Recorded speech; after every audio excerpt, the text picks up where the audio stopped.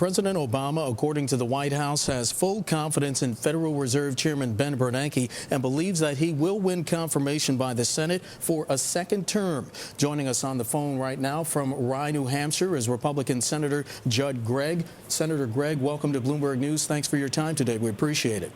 Thanks for having me on. Senator, you are supporting Mr. Bernanke, is that correct? Yes, I am. Tell us why. Well, I think he's been an excellent Fed chairman. You know, he's been dealt some of the most difficult cards in the history of finance. We were on the verge of a financial collapse, which would have led to a catastrophic event, in my opinion, back in the fall of 2008. And he made some very tough decisions. He thought outside the box, and he used aggressively the power the Fed had in order to try to stabilize the financial industry, and he did.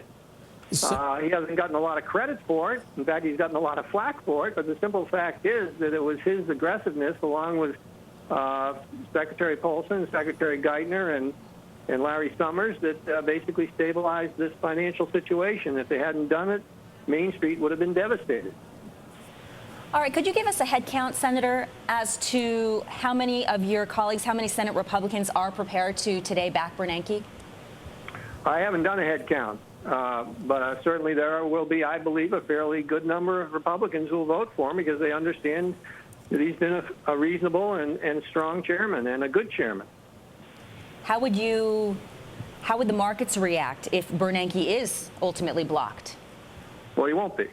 I don't think there's any question he won't be blocked. I mean, there's certainly the votes to overcome any sort of filibuster. Now, there are a number of my colleagues who, for a variety of different reasons, a lot of it is just old-fashioned populism, are going to insist on a vote, and they may use their rights of a filibuster. But I don't think there's any question that there's 60 votes to overcome any filibuster and that he will be confirmed. Senator Gregg, you know Russ Feingold, the Wisconsin Democrat, and he released a statement today opposing Mr. Bernanke's confirmation. It said, under Chairman Bernanke's watch, predatory mortgage lending flourished and too-big-to-fail financial giants were permitted to engage in activities that put our nation's economy at risk. I take it that you do not agree with the sentiments expressed by your colleague from Wisconsin. Well, I think we need to look in the mirror as a Congress before we start pointing fingers. If you want to point to the real causes of this very severe situation we're in, a lot of it lays right at the feet of the Congress in the way we handled Fannie Mae and Freddie Mac and the way we basically promoted and insisted that people get mortgages on houses that they couldn't afford, on incomes that they couldn't afford to pay the mortgages back with.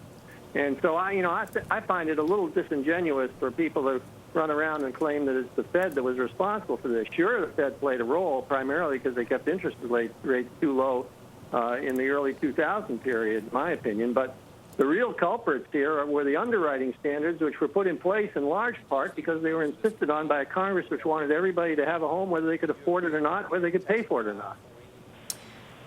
What do you think, Senator Gregg, switching gears here slightly, about the new bank rules proposed by the president yesterday?